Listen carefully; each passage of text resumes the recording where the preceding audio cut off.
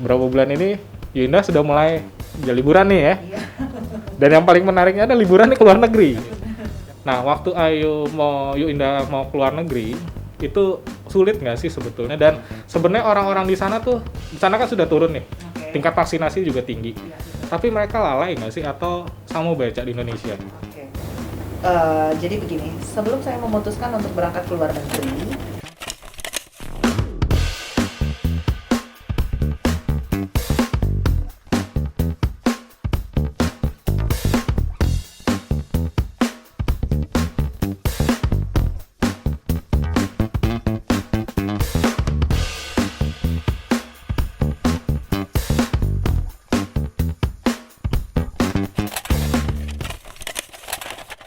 Ya, balik lagi di Ngartis, ngobrol asik bareng Tribun Sumsel dan Sriwijaya Post bersama saya Vano Tahalele. Dan kali ini saya sedang berada di Executive Lounge-nya Hotel Arya Duta. Ini menarik nih. Sekali lagi saya diundang Arya Duta, kayaknya kalau nggak salah ini sudah kali ketiga ya, kalau nggak salah ya. Waktu itu pernah kita podcast Ngartis dengan GM, juga waktu itu pernah Ngartis on the go, dan ini kali ketiga. Sebelum kita mulai, tentu saja saya mengucapkan terima kasih banyak kepada Hotel Arya Duta Palembang yang sekali lagi sudah menyiapkan tempat buat kita ngobrol-ngobrol. Nah, mungkin teman ngobrol kalau lihat di flyer promo teaser, tadinya judulnya adalah Mulai Landai, Jangan Lalai. Nah, saya mau bilang seperti ini. Ini sebuah kabar baik buat kita semua dan sangat patut kita syukuri dengan melandainya jumlah orang yang terpapar COVID-19 di Indonesia bahkan seluruh dunia ya. Dibuktikan dengan menurunnya level PPKM di berbagai daerah di Indonesia dan tentu saja di Kota Palembang juga PPKM level sekarang ini level berapa sih sekarang kita? Palembang 2 ya. Dan hal inilah yang sebenarnya bisa menjadi stimulan bagi roda ekonomi bangsa Indonesia tak terkecuali dunia perhotelan, pariwisata dan dunia hiburan. Bahkan kabarnya kemarin saya sempat dengar bahwa pemerintah berencana mengizinkan konser musik dan resepsi pernikahan skalanya yang dengan skala besar. Artinya kita sudah perlahan kayaknya sudah mulai bisa sudah bisa beraktivitas seperti biasa. Namun ada namunnya nih. Dengan mulainya melandai seperti ini, kita nggak boleh lalai. Kita harus tetap waspada dan berjaga-jaga dalam berbagai hal. Dan tentu saja kita harus tetap mematuhi protokol kesehatan yang berlaku yang sudah ditetapkan oleh pemerintah. Dan seperti biasa di setiap episode saya harus mengingatkan teman ngobrol, ingat 5M. Cuci tangan, pakai masker, menjaga jarak, menghindari kerumunan dan membatasi mobilitas. Ya intinya sebenarnya kalau kita nggak perlu-perlu banget, nggak usah kemana-mana dulu lah. Walaupun mulai landai, makanya jangan lalai, jangan abai. Bahkan kalau mengutip, saya lihat caption salah satu narasumber kita hari ini, orang pandai jangan berandai-andai. Karena kita semua ini orang pandai, jangan berandai-andai bahwa penyakit ini sudah hilang begitu saja. Kita tetap harus waspada. Dan oleh karena itu, seperti saya sudah sebutkan bahwa tadi tema kita kali ini adalah mulai landai, jangan lalai. Dan tamu kita hari ini sangat istimewa sekali. Biasanya tamunya 1 atau 2, kali ini saya mendatangkan 3 orang tamu. Tamu-tamu yang sudah ahli dan tentu saja tamu yang mengerti di bidangnya masing-masing. Ini ada tamu yang pertama, nanti ada dari dunia perhotelan, terus ada dari dunia medis, dunia kesehatan, dan satu lagi ini dari dunia influencer atau selebgram. Nah, kira-kira obrolan apa yang bakal kita bahas kali ini? Oleh karena itu, jangan kemana-mana, tetap di Ngobrol Asik bareng Tribun Sumsel bersama saya Vano. Ya, balik lagi di Ngartis, Ngobrol Asik bareng Tribun Sumsel dan Sriwijaya Post. Dan seperti saya sudah bilang di opening tadi, tamu saya bukan 1, 2, tapi 3. Keroyokan hari ini tamunya nih. Sampai bingung nih ngatur jadwalnya, mudah-mudahan on time Pak ya. Oke, baiklah, dan sudah bersama saya ini sudah ada orang-orang hebat, ahlinya ahli, intinya inti nih. Ini udah jago-jago banget kalau di bidangnya. Yang pertama, ini tuan rumahnya kayaknya di saya. Ini tuan rumahnya pertama ada Bapak Rizal Jafar, GM Arya Duta Hotel Palembang. Pak, apa kabar Pak? luar biasa. Luar biasa Pak ya? Ya, sudah landai lah. Sudah landai Pak ya? Tapi gedungnya belum landai Pak, masih tetap tinggi dia. Oke baik, sebelumnya saya ucapkan terima kasih Pak, banyak Pak sudah Sama-sama, dikasih kesempatan ngobrol-ngobrol di sini. Dan yang kedua, ini ada Dr. Selviana Medrianti, dokter dan juga pimpinan klinik Apotik Karista Medika. Apa kabar Dok? Kabarnya luar biasa, Luar terima biasa. kasih. Apa kabar Mas Vano? Sehat? Puji Tuhan sehat, Oke. puji Tuhan sehat Dok. Ini kali kedua kita ngobrol ya. Iya betul. Kalau sama Pak Rizal, ini kali ketiga Pak ya? Iya kayaknya. Podcast terus yang kemarin Oh, bulan iya, puasa oke. tuh, Iya. kali ketiga. Harus siapkan yang keempat nih. Oh siap Pak, 4 ke 5 ke 6 ke 7 pun bisa kami siap Pak. Terus yang terakhir, ini udah nggak asing lagi nih. Ini perlu dikenalin apa enggak nih kira-kira nih? Kayaknya kalau orang lihat sosok yang satu ini udah tahu ini. Ini ini kakak saya nih, Ayunda saya ini ada Mbak Indah Rizky Aryani dan sekali dikenal sebagai Indah Rizky Mujair. Assalamualaikum warahmatullahi wabarakatuh. Apa kabarnya semua? Ya, Mbak Indah ini selebgram sudah pasti, terus traveler juga, influencer juga, dan yang paling penting juga seorang ibu rumah tangga yang pasti menginspirasi banyak orang. Baiklah, langsung ke Pak Rizal. Langsung saya todong pertanyaannya nih. Pak Rizal, tema kita hari ini kan sudah mulai landai, tapi kita nggak boleh lalai. Ya. Dan kita juga bersyukur ya. Maksudnya angka COVID di Indonesia, bahkan seluruh dunia sudah mulai menurun, sudah mulai landai.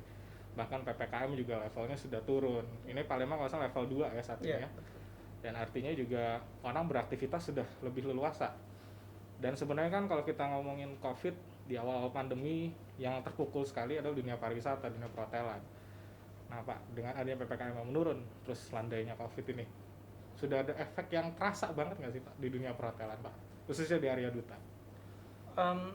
Mungkin kalau saya bicara mungkin global lah ya, Ya. tentang hotel terutama di Palembang ya. Dengan efek PPKM yang sudah menurun ini, kalau ditanya efek luar biasa, luar biasa. Kegiatan sudah mulai bergairah, tingkat hunian juga sudah mulai bangkit lagi. Nah, tapi jujur saja di dalam konteks ini di kita sendiri itu sebenarnya ada sedikit kekhawatiran gitu loh. Di tengah kabar baik yang ada sekarang ini lah. Nah, maksudnya mungkin kenapa saya waktu diberitahu tentang adanya acara ini atau topik seperti ini nih, ya ini sebenarnya memang saya sangat antusias dan menarik untuk dibahas gitu loh. Karena virus ini kan nggak kelihatan ya. Betul. Kita nggak tahu kapan menurun dan naiknya. Nah, jangan sampai waktu saat kita landai begini ya itu kita lalai. Betul. Nah, mungkin udah lihat juga di medsos saya banyak orang pinter yang berandai-andai kan sekarang kan. Betul. Nah, jadi ya mudah-mudahan kalau ditanya tentang efeknya luar biasa. Luar biasa. Okupansi meningkat sudah Okupansi meningkat, ya kegiatan ya corporate government semuanya sudah mulai berjalan. Nah, ya fokus kita sebenarnya ya prokes itu. Prokes itu. Prokes itu. Karena ada satu hal yang menarik nih, di berita juga di luar sana sudah ada informasi bahwa pemerintah rencananya sudah akan memperbolehkan pernikahan skala besar. Ya. Ini kabar baik sekali Pak untuk Sangat apalagi baik, untuk hotel, sangat baik, baik ya. sekali. Ya. Nah sejauh ini kira-kira sudah ada ancang-ancang beneran bakal lebih skalanya lebih besar lagi atau gimana ya Pak? Atau masih dibatasi? Kalau sementara berdasarkan dengan peraturan nomor 40 itu ya, bahwa kapasitas 50%, kapasitas sudah boleh mulai kita terima ya. Balik lagi seperti sebelum kita PPKM. Betul. Nah, balik lagi sebenarnya penerapannya itu loh. Prokesnya itu mau kita 50 sebenarnya mau 100%, 75%, 25% aja kalau tidak dijalankan ya Bisa berbahaya. bisa sebetulnya. berbahaya gitu. Kita berbahagia sekarang, kita nggak tahu 2 bulan 3 bulan lagi bisa jadi ya dok ya. Ya. Bisa jadi lebih parah gitu karena pandemi ini kan bukan baru 1-2 bulan ini loh. Udah mau 2 tahun. Sudah mau 2 tahun, kita tahulah dilema turun naiknya dulu kita pernah rendah, kita sudah mau bersorak bertepuk tangan, ternyata kita jatuh Sudah mau hidup beriringan, gitu bahkan ya. tadi ya. Nah ini sebenarnya bukan peran pemerintah saja ya, sedangkan kami aja untuk di bagian kami ini pun ya memang harus menjalankan fungsi kita masing-masing. Contohnya sekarang wedding saja yang dibilang mau dibuka itu kan sampai hari ini tidak ada keputusan atau petunjuk dari pemerintah atau instansi terkait bahwa itu harus boleh prasmanan.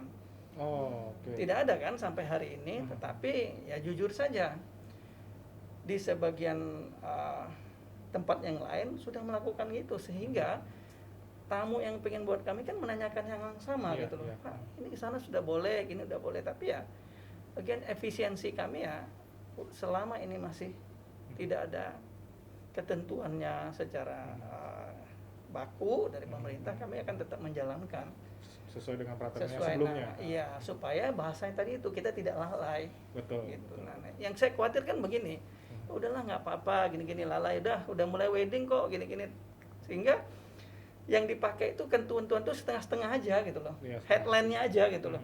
Udah boleh kok wedding, udah boleh kok skala besar, tapi kan coba lihat baca ke bawahnya gitu loh.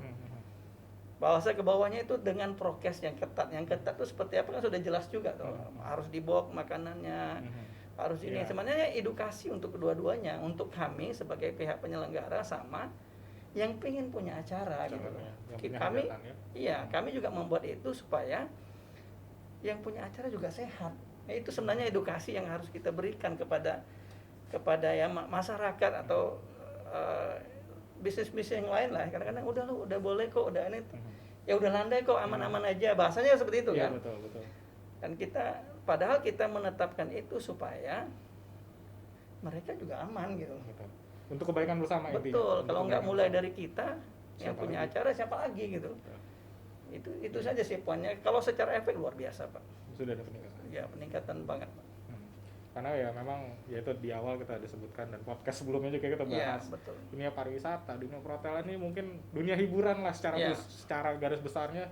Dunia event organizer, wedding organizer itu tuh yang terhantam paling keras sebetulnya, Iya, Pak. betul. Mungkin bukan 75%, kalau bisa dibilang 90% mungkin ya. Tapi ya memang dengan adanya landai kayak gini, ini kabar baik, namun kita juga nggak boleh lalai. Ya, Pihak penyelenggara tentunya akan melakukan semaksimal mungkin, Pak, Ya, mengikuti betul. peraturan dan ketetapan yang berlaku. betul. Namun juga harus ada kesadaran dari kita yang mau punya hajatan nih. Ya. Nah, jangan sampai lalai lah intinya, jangan Ya. anggap remeh gitu. Betul. Nah, sekarang ke Yu Indah. Iya, siap. Jadi gini, Yu Indah ini terkenal kan suka jalan-jalan. Dan juga waktu pandemi Jalan-jalan sampai naik pesawat ya, bukan Iya. jalan-jalan kaki. jalan-jalan di dalam pesawat juga ada apa-apa ya. Jadilah yang penting berjalan. Iya. Benar. Kalau aku nih berjalan dari kantor ke rumah, Be. Capek. Capek. Jauh pulau dari kebun bunga ke Musi Duo sana. Nah, yuk waktu pandemi awal-awal otomatis nggak bisa jalan-jalan Iya, dong. betul. Otomatis. Namun beberapa bulan ini Yunda sudah mulai liburan nih ya. Iya. Dan yang paling menariknya ada liburan nih ke luar negeri. Yang pertama ke Turki, nggak tanggung-tanggung. Yang kedua, lebih gila lagi, ke Amerika. Amerika Serikat ini nggak pandemi aja susah Pak masuknya. Iya. Visanya butuh berbulan-bulan, bener nggak yuk? Betul. Apalagi lagi pandemi kayak gini. Nah ini menarik nih yuk. Kita sudah mulai landai. Teman-teman ngobrol juga sudah mulai pengen liburan kan yuk. Nah waktu Yu Indah mau keluar negeri, itu sulit nggak sih sebetulnya? Dan sebenarnya orang-orang di sana kan sudah turun nih. Oke. Tingkat vaksinasi juga tinggi. Iya, betul. Tapi mereka lalai nggak sih atau sama baca di Indonesia? Oke. Jadi begini, sebelum saya memutuskan untuk berangkat ke luar negeri, yang judulnya tadi liburan karena memang sangat sudah jenuh sekali ya Pak ya, apalagi kayak Bapak Rizal, Ibu mungkin sudah jenuh sekali rasanya 1 tahun ini. Jenuh dan lelah. Iya, apalagi kebetulan kan memang saya berangkat ke luar negeri terkait juga dengan bisnis kecil-kecilan yang juga saya jalani. Artinya mau tidak mau ya berangkat ke luar negeri ini sudah seperti menjadi kewajiban saya gitu kan, dalam rangka mencari uang tadinya seperti itu. Dan terakhir kali saya berangkat ke luar negeri itu adalah Maret tahun 2019, pertama sekalinya COVID-19 itu lagi marak-maraknya, yang lagi 2020. baru 2020 ya atau Maret 2019. Oh iya, Maret 2020 itu kalau salah belum berulang tahun ya, 1 tahun ya. Ya, Belum yang tepuk lilin itu belum. Oke. Lilin panas sih. Betul. Nah, kemudian kenapa saya akhirnya memutuskan untuk berani berangkat ke luar negeri lagi? Karena saat itu saya mempelajari negara-negara mana saja yang sudah aman untuk didatangi. Salah satu diantaranya adalah Turki. Kenapa Turki dianggap aman? Karena saat itu Turki menjadi semacam mungkin bisa dikatakan tolak ukur atau bisa dikatakan sebagai panduan bagi negara-negara lain, karena mereka bisa cukup berhasil mengatasi COVID-19. Ada beberapa faktor yang pernah saya baca di Google, kalau tidak salah yang pertama adalah konsolidasi pemerintah dengan masyarakatnya yang sudah sangat bagus sekali. Artinya kesadaran masyarakat itu sangat tinggi sekali untuk menyadari bahwa COVID-19 ini adalah permasalahan yang harus diberantas bersama begitu. Dan kemudian adanya beberapa peraturan pemerintah yang menjadikan permasalahan ini tuh menjadi masalah yang harus dikupas bersama. Seperti misalnya pemerintahnya itu melaksanakan lockdown di setiap akhir pekan. Nah, jadi seperti itu. Dan ada beberapa angka yang saya baca saat itu ternyata sudah sangat turun sekali. Dan ada beberapa faktor lainnya, misalnya Turki katanya konon kabarnya mereka bahkan memiliki asupan makanan untuk 1 tahun ke depan. Jadi ibaratnya kalau mereka tuh tidak begawe kemana-mana, mereka tetap bisa makan. Dan ini tentu tidak bisa disamakan dengan pemerintahan di negara kita, begitu. Tapi ini juga menjadi satu alasan yang kenapa saya akhirnya memutuskan untuk mau berangkat ke Turki, dan tidak tanggung-tanggung saya tidak berangkat sendiri. Saat itu saya mengajak keluarga besar saya untuk berangkat ke Turki, begitu. Dan memang juga alhamdulillah saat itu saya sudah melakukan vaksin 2 kali. Gitu. Waktu datang ke negara Turki, ternyata atmosfer yang saya dapatkan memang agak berbeda dengan Indonesia yang mungkin masih sangat ketat sekali. Ketika datang ke sana, tidak sebegitu ketat, tapi mereka tetap menyadari bahwa penggunaan masker, kemudian cuci tangan, dan menjaga jarak ini adalah hal atau komponen yang penting untuk mereka sadari bersama. Jadi memang warga negaranya sudah memiliki kesadaran tinggi, begitu. Dan ada beberapa kota yang kebetulan kemarin kan saya menyewa mobil, saya berangkat menyetir mobil sendiri dari beberapa kota ke kota lainnya, saya datang, dan ternyata juga berbeda-beda kasus. Seperti misalnya di Turki yang masih sangat ketat, kalau misalnya kita masuk ke dalam supermarket saja, itu kita sudah harus diwajibkan tetap memakai masker, bahkan di situ polisi juga berkeliaran. Tapi kalau misalnya di beberapa kota seperti Kapadokia, itu ternyata mereka sudah tidak sama sekali menggunakan masker. Ketika saya tanya bagaimana COVID-19 di sini, mereka mengatakan bahwa COVID-19 di sini sudah 0 case. Tapi saya tidak tahu bagaimana keadaan sebenarnya. Tapi yang jelas adalah pemerintah Turki memang saat itu dianggap salah satu negara yang berhasil berperang dengan COVID-19, dan juga termasuk negara yang dianggap berhasil tetap menjaga kestabilan ekonomi, begitu. Karena dengan adanya mereka tetap membuka turis, mereka tetap menghasilkan devisa atau uang-uang yang masuk ke dalam negara mereka, begitu. Dan itu akhirnya yang membuat saya mau berangkat ke Turki. Kalau ditanya susah atau tidak, yuk Indah datang ke Turki. Jadi kebetulan karena memang mereka saat itu sedang marak-maraknya menggalangkan tourism, pariwisata untuk datang ke tempat mereka, justru di sana serba murah. Tiket yang biasanya adalah 10 sampai 12 juta untuk sekali berangkat, ketika saya berangkat itu hanya 4,5 juta. Jadi setengah harga. Bahkan untuk naik ke balon Kapadokia, biasanya itu harganya hampir $500 kalau tidak salah. Minimal adalah 5 sampai 10 juta untuk naik balon udara di situ, dan harganya menjadi hanya Rp750.000 saja kalau tidak salah. Jadi jauh sekali turun. Dan juga makan makanan atau bahkan menyewa mobil, saya hanya mengeluarkan biaya sekitar 500.000 per hari untuk menyewa mobil. Jadi semurah itu akhirnya banyak maksud saya murah akhirnya pariwisata di situ, mulai dari makannya, kemudian biaya expense yang dikeluarkan, begitu.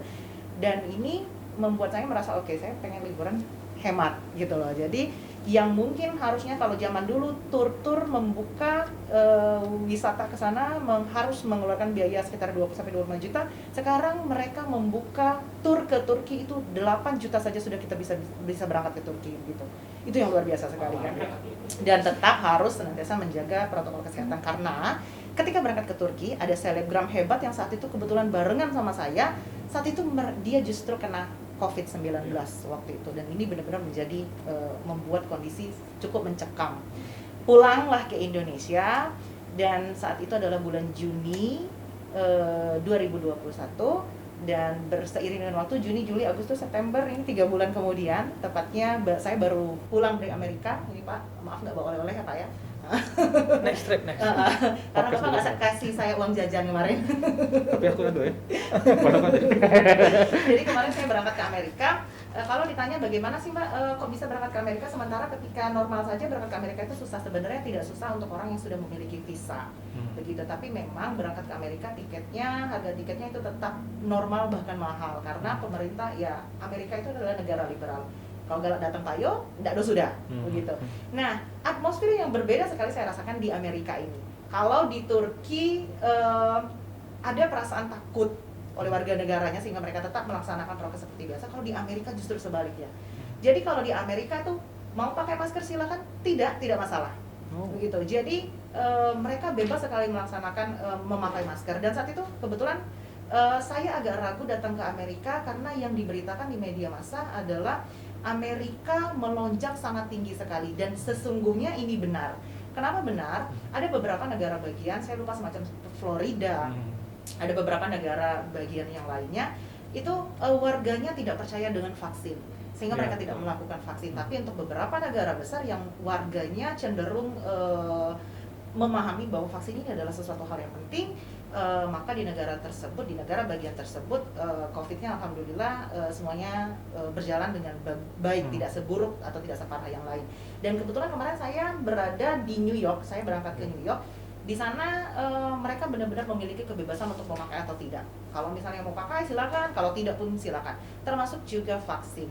Nah, vaksin diberikan gratis kepada masyarakat. Dan ini ada satu fakta yang sangat unik sekali menurut saya, Mas Vano. Jadi di sepanjang Times Square, di sepanjang jalanan itu ada tempat PCR yang harganya gratis. Diberikan kepada seluruh orang yang mau, siapa saja, dan vaksin juga gratis. Kebetulan saya kemarin ikut vaksin juga di situ. Jadi saya sudah mendapatkan vaksin ketiga saya, booster saya kemarin di New York tepatnya.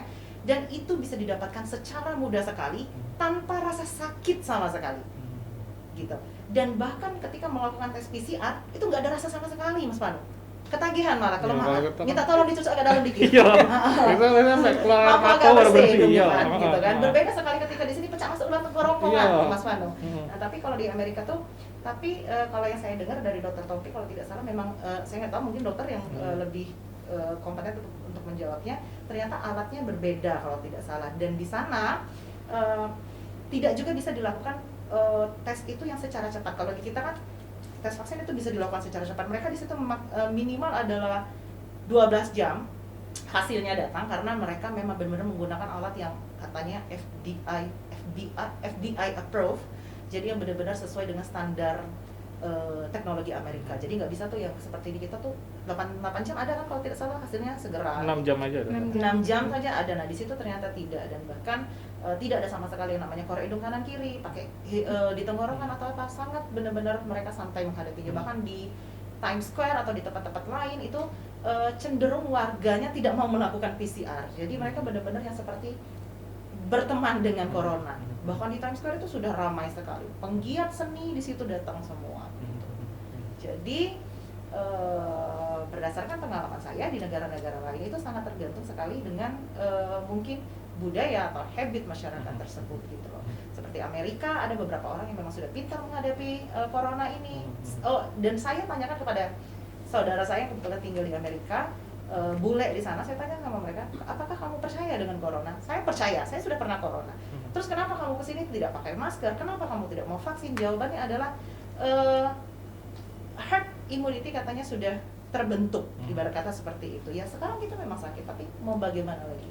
Begitu jawabannya. Walaupun saya sepenuhnya mendukung vaksin dilakukan, gitu kan. Dan saya pun saat ini sudah melakukan vaksin berkali-kali. Bahkan kalau misalnya disuruh 12 kali tidak apa-apa.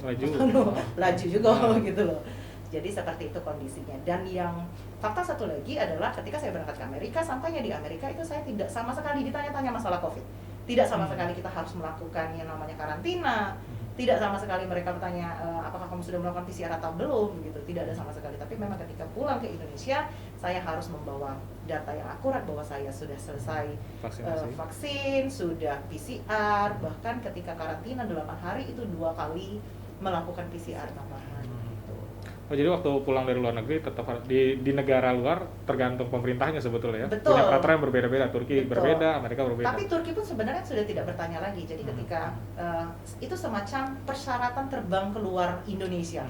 Kita harus membawa tes PCR yang menunjukkan bahwa kita sehat. Kemudian pulang juga ke Indonesia kita sudah harus membawa juga tes PCR yang sehat keluar. Gitu. Dan tetap setelah itu karantina 8 hari di Indonesia, PCR lagi 2 kali. Oke. Jadi ketika pulang dari luar negeri pun tetap ngikutin peraturan di Indonesia Tetap ya. harus Ikut karantina tetap. Ini menarik nih, maksudnya artinya kan tiap negara punya peraturannya masing-masing, budaya yang berbeda juga. Di Turki mereka mulai berdampingan, di Amerika yang memang negara liberal ya sekendaknya wae kan. Tapi juga tetap mereka ada orang-orang yang aware tentang penyakit ini. Nah, satu lagi tamu kita ini yang paling ngerti kayaknya ya. Maksudnya yang paling kompeten kalau tadi kata Mbak Indah. Nah, Dok, ini menarik. Maksudnya kita sudah mulai landai. kita sudah mulai berdampingan lah ya, walaupun mungkin belum secara bebas, tapi artinya kita sudah lebih leluasa. Ya 2 tahun itu bosan nggak bisa kemana-mana. Saya aja belum pulang kampung udah 2 tahun ini. Karena ya maksudnya ya ini demi kebaikan bersama kan. Nah artinya kan sudah mulai leluasa. Orang-orang juga sudah mulai liburan. Ada di dunia perhotelan juga sudah mulai lebih baik. Ada Yuinda yang sudah keluar negeri. Teman ngobrol juga mungkin ada yang liburan.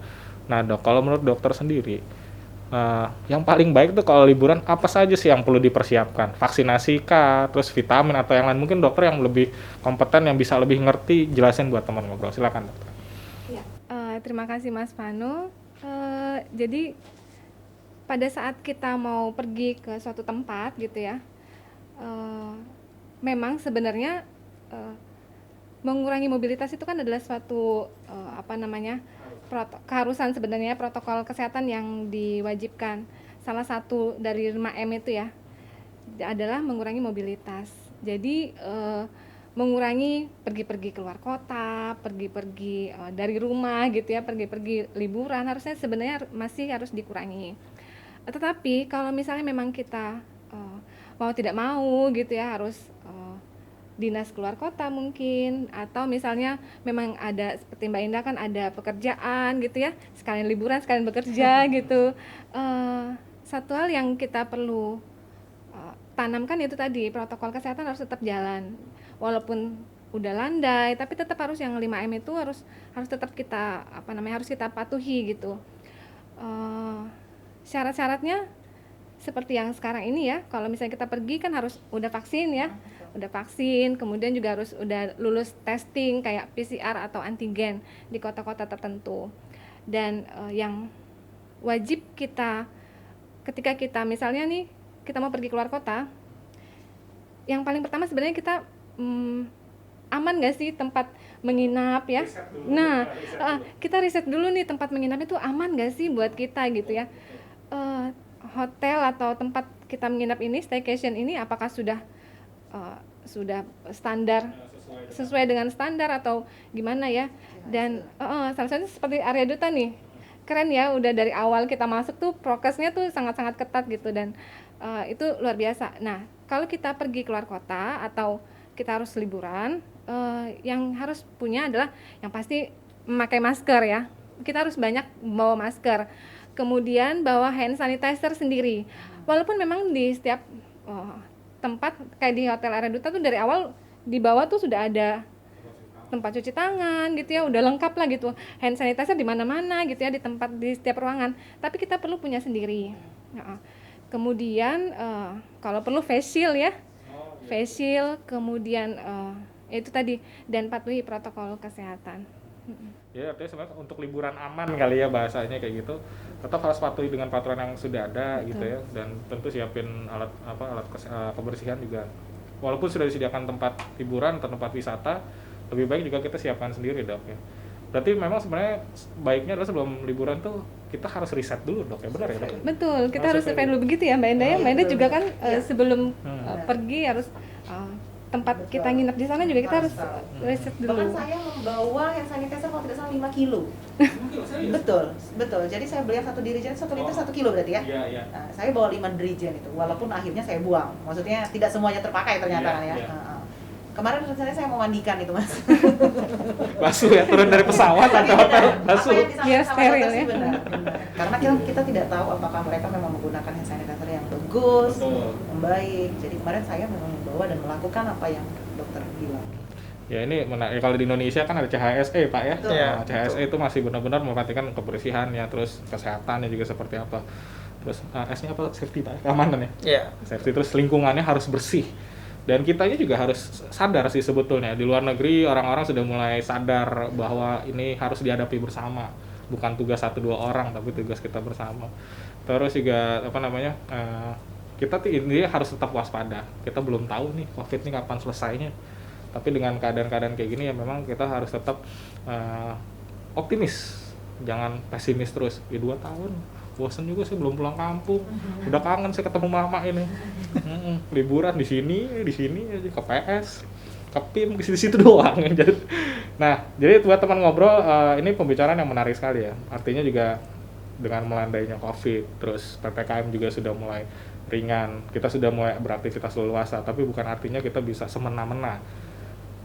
Budaya tiap negara berbeda, budaya kita orang Indonesia juga berbeda, ketetapan pemerintahnya juga berbeda, tapi kita tetap harus mengingat bahwa ini harus dihadapi bersama. Nah, ini kita udah bicara panjang lebar nih Pak Rizal, dan memang waktu terbatas sebetulnya nih, dan juga memang kita harus mengikuti protokol kesehatan. Pak Rizal, mungkin untuk penutup kita di sore hari ini, saya mungkin bisa minta closing statement ya untuk teman ngobrol, nanti juga dari Dr. Selvi juga, dari Yu Indah juga. Oh, satu lagi saya lupa, saya tadi pengen ngomong gini, riset itu penting ya. Riset ketika kita mau liburan, riset itu penting. Jadi kalau selama ini kita riset tiket gitu, harga tiketnya, harga penginapannya, terus harga makanan, ini yang juga yang paling penting adalah riset lokasi itu sudah aman untuk dikunjungi atau belum. Karena setahu saya juga ada beberapa negara yang mungkin COVID-nya lagi meningkat. Nah, ini juga kita harus waspada. Bahkan di Indonesia juga ada beberapa daerah yang PPKM-nya masih level 3 dan 4. Ya, riset. Nah, Pak Rizal, balik lagi Pak Rizal. Pak, mungkin boleh kasih closing statement buat teman ngobrol yang mau liburan, atau mau kawinan, atau mau bikin konser, corporate, silakan Pak. Ya, pada dasarnya buat saya begini ya, apa yang dibilang Indah, dokter tadi, kita perlu riset, gini-gini. Sebenarnya semua itu berbawal dari diri kita sendiri sih sebenarnya. Kalau kita pingin sehat, ya mulai dari kita sendiri, baru kita riset ke tempat yang sehat. Kita datang ke tempat yang sehat, kita milih tempat yang sehat juga gitu. Ini tempat kita buat acara ini sehat nggak? Ini negara yang mau kita kunjungin, itu Indah bilang sehat nggak? Kalau beliau kan luar biasa kan, surveinya wah Turki dengan segala macam lengkap ini aman dikunjungin ya. Balik lagi ke kita sih. Kalau saya dosen statement ya, kita mau hidup sehat nggak gitu.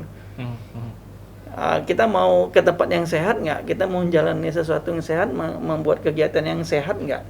Karena suasana kita sekarang ini nggak sehat, kita harus jujur tuh. Karena pandemi ini masih ada, virus ini masih ada. Nah, balik lagi again, kalau saya bilang dari diri kita sendiri, sehat dari kita sendiri, and then kita ikutlah itu jalur sehat, mau liburan sehat, mau buat acara nikahan sehat, mau makan sehat, jalan-jalan sehat. So, semuanya tentang sehat. Dan nah, kalau sudah itu semua sudah jalan dengan baik, kita yakin, ayo kita sama-sama sehat gitu loh. Itu saja sih buat saya. Nah, untuk Dr. Selvi, mungkin boleh kasih Iya, closing statement-nya ya, saya mengajak kembali kepada sahabat ngartis ya, teman ngobrol nih ya, supaya tetap ayo dong kita patuhi protokol kesehatan, karena ini kita jangan terlena bahwa COVID-19 sudah mulai menurun gitu ya, dan semoga ini tetap turun sampai seterusnya gitu ya, udah nggak tidak ada lagi COVID gitu ya, angka COVID menurun di Palembang dan di Indonesia. Patuhi protokol kesehatan, karena kalau bukan kita siapa lagi gitu. Harus benar kata Pak Rizal, itu harus mulai dari kita sendiri. Jangan lupa 5M tadi ya, 5M, mencuci tangan, memakai masker, menjaga jarak, kurangi mobilitas, dan satu lagi vaksinasi.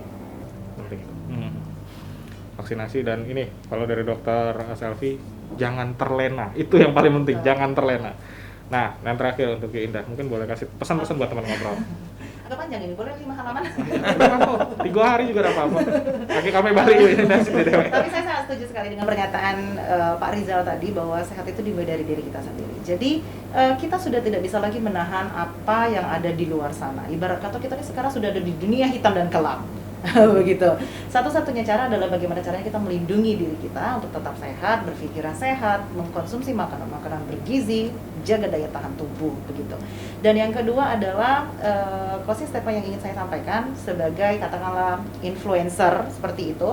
Saya mengajak teman-teman influencer yang lain untuk terus konsisten menyuarakan hal-hal yang seperti ini, karena kita adalah orang yang didengarkan oleh orang lain, begitu. Jadi kadang-kadang kita nih, Mas Pano, kita ngomong sesuatu hal yang agak tidak masuk akal, misalnya teh ini bisa menyembuhkan corona, percaya dengan omongan kita, karena itulah tadi kenapa kadang-kadang influencer ini diangkat menjadi panutan beberapa orang. Nah, saya mengajak teman-teman influencer lainnya untuk terus konsistensi, bersama-sama kita memerangi tentu saja corona COVID-19 ini, sehingga mudah-mudahan seperti harapan kita bersama, COVID-19 ini nantinya akan hilang secara nol sama sekali, maksudnya sudah tidak ada lagi sama sekali gitu. Nah itu saja, terima kasih. Ya, kuncinya konsistensi, Ya. yaitu jangan terlena, dimulai dari sendiri dan juga harus konsisten mengikuti protokol kesehatan. Jangan, ini saya benar terkesan dengan kata jangan terlena deh pokoknya. Kita jangan sampai lalai walaupun sudah landai, dan kita harus tetap jadi orang yang pandai bahwa pandemi ini belum usai. Bagus nggak rimanya tuh? Baiklah, terima kasih Pak Rizal sudah Sama-sama. berbagi waktu di tengah sibuk. Dr. Selvi juga terima kasih. Yuk Indah, terima kasih sudah menyempatkan waktunya. Saya juga pengen riset abis ini, mudah-mudahan bisa liburan ya. Iya, nanti Dan- liburannya sama saya. Ditunggu sekali itu tentunya. Saya boleh daftar nggak ya? Pak, tapi saya belum liburan di sini Pak. Oh, oke. Gampang itu. Baiklah teman ngobrol, tentu pembicaraan yang menarik sekali dan tentu saja di akhir kata saya cuma mau bilang teman ngobrol tetap perhatikan kesehatan yang dimulai dari diri kita sendiri, jangan terlena dan konsisten. Dan tak lupa untuk terus saksikan ngobrol asik bareng Tribun Sumsel dan Sriwijaya Post setiap hari Kamis jam 6:30 malam di seluruh platform sosial media Sriwijaya Post dan Tribun Sumsel. Dan juga jangan lupa saksikan Ngartis on the Go. Come on kita let's go setiap hari Selasa jam 6:30 malam, di mana kita akan mereview berbagai macam kuliner, berbagai tempat wisata. Bahkan juga ini membuka kesempatan buat teman-teman UMKM yang sedang merintis usahanya mau direview sama Tribun Sumsel dan Sriwijaya Post, langsung hubungi tim Ngartis. Oh, satu lagi. Setiap hari Sabtu dan Minggu jangan lupa ada e-sport turnamen Gubernur Sumsel Cup 2021 Work from Home yang ditayangkan secara langsung setiap jam 12 siang hari Sabtu dan Minggu di Sriwijaya Post dan juga Tribun Sumsel. Dan juga teman-teman yang belum daftar nih, masih ada 17 masih ada ini week berapa? Week 4 ya kalau nggak salah e-sport. Masih ada 13 week lagi, 13 region lagi yang belum ikut daftar. Daftarannya gratis, hadiahnya ratusan juta, hadiahnya dari Pak Gub. Intinya ini menarik sekali, jangan lewatkan kesempatan untuk ikut e-sport turnamen Gubernur Sumsel Cup 2021. Baiklah, akhir kata, saya Vano, tidak ada gading yang tidak retak. Saya mohon maaf apabila ada yang kurang berkenan di hati Anda. Mewakili kru yang bertugas, kami pamit undur diri. Sampai jumpa di episode Ngartis berikutnya. Ciao!